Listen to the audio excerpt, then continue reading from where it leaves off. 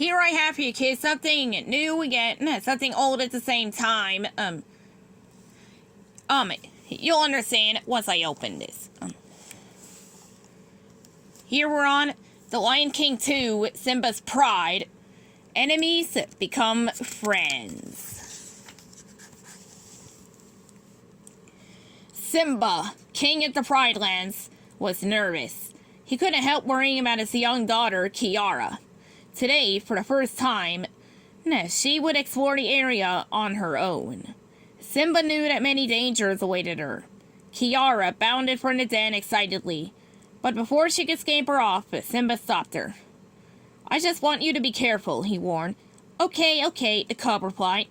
"Can I go now?" "Let's see. Mind your father, Kiara," said her mother, Nala. "Stay away from the outlands," added Simba. As Kiara left, Simba secretly sent Timon, a funny meerkat, and Pumbaa, a warm-hearted but clumsy warthog, after her. "Guys, I'm counting on you," the Lion King told them. "Danger could be lurking behind every rock." Kiara was fascinated by all the new things she saw. She ran through the fields and tried to catch a butterfly. But it wasn't long before she spotted something even more interesting. The outlands. The area her father had warned her to stay away from. Snap! Kiara heard a reed break nearby. Unfortunately for Simba, Timon and Pumbaa weren't very good at spying. When Kiara saw them, she was angry. As she ran away, and a few minutes later, she met another lion cub. His name was Kovu. Together the two went exploring, with Kovu leading the way. The cubs frolicked and played, and even had a close call with some hungry crocodiles. The pair of lion cubs didn't realize they were being watched by both Kovu's mother, Zira, and Simba. Simba was worried about his daughter's safety. He growled and leaped between the cubs. Soon an angry Zira joined him. Simba recognized the lioness immediately. His uncle, Scar, who had died trying to kill Simba, had chosen Kovu as his successor. Because of that, Zira had plotted against Simba to make sure her son was the next Lion King. "I banished you from the Pride Lands," Simba told Zira. "Now you and your young cub, get out. We're finished here." "Oh no, Simba, we have barely begun," Zira replied ominously. As Zira carried Kovu away, the cub locked eyes with Kiara. "Bye," he said. "Bye," Kiara replied.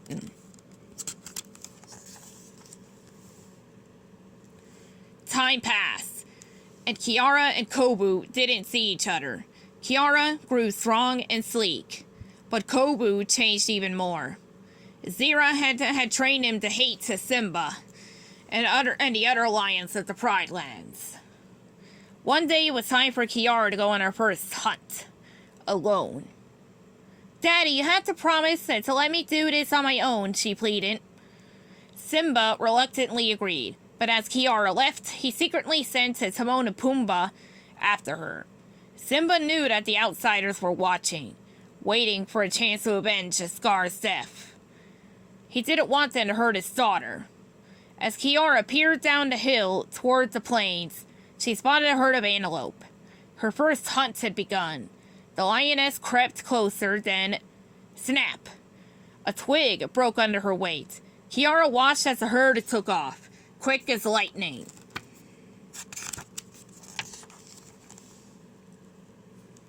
Determined, she tried again, but this time she accidentally kicked some stones. Kiara stared helplessly as the animals ran away once more. As the herd thundered by, Pumbaa and Timon tried to get out of the way, but not before Kiara saw them. She was furious. "My father sent you," she cried. Feeling betrayed, the lioness raced across the plains, as far away from Timon and Pumbaa as she could get. Kiara ran toward the outsider's territory. Simba had been right to worry. Zira was setting a trap for the lion princess. She and the outsiders lit the plains on fire, surrounding Kiara with flames. Soon, the young lioness collapsed, exhausted, in the grass. Suddenly, another lion appeared and carried Kiara to a watery marsh out of harm's way. When Kiara opened her eyes, she was alone with the other lion. He seemed familiar to her, but still, she eyed him suspiciously. Kovu? She asked him. It was him, and he had saved her life.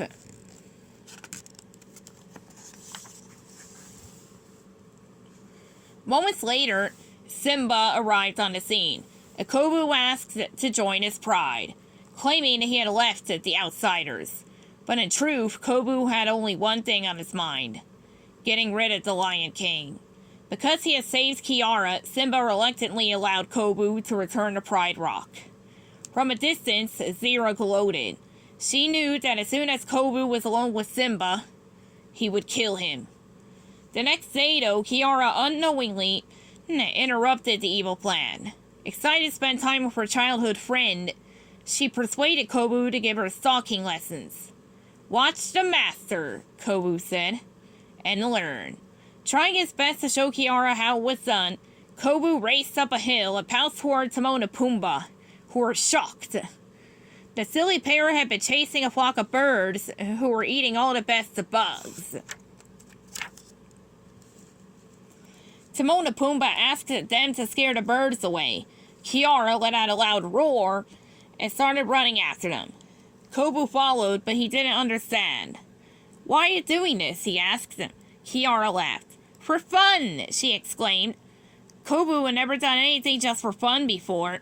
He roared along with Kiara, and they took off after the birds. Even Kovu was enjoying himself, until all of a sudden they caused a rhinoceros stampede. The two lions ran in the opposite direction, along with Timon and Pumbaa. They all ducked into a small cave.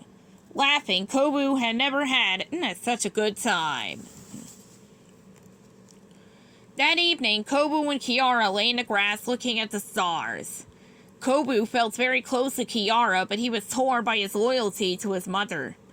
He didn't know what to do. Just as his cough. Just as Kovu started to walk away from Kiara, Rafiki, a wise baboon, appeared. He knew that Kovu and Kiara were meant to be together and that they just needed a push in the right direction. He led the lions to a romantic place he called Upendi. Kovu and Kiara realized what was in their own hearts. They had fallen in love.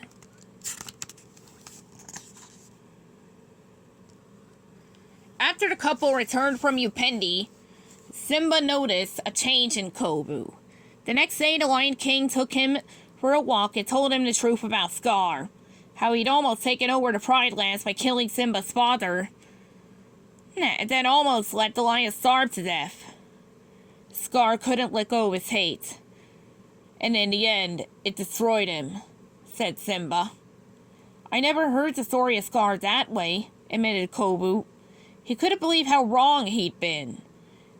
Kovu looked at Simba with admiration. He decided to make things right. Just then, Zira and her followers appeared, ready to attack. No! Kovu cried, but he was knocked unconscious. The snarling lionesses chased the Simba. Desperately, the Lion King climbed a hill of loose logs, barely escaping the ambush. Simba returned to the Pride Lands, hurt and exhausted. As Nala tended to his wounds, Kovu approached, only to be turned back by a mob of angry animals. All the inhabitants of the Pride Lands were sure that the attack on Simba had been part of Kovu's plan.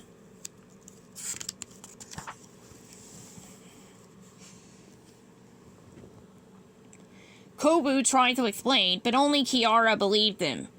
When Simba exiled Kovu from the Pride Lands, the Lion Princess followed him. Soon, Kiara caught up with Kovu. We have to go back, she said. Our place is with our pride. If we run away, they'll be divided forever. Kovu agreed. When they returned, the battle had already begun. This has to stop, Kiara pleaded with her father. Simba looked at Kovu and his daughter.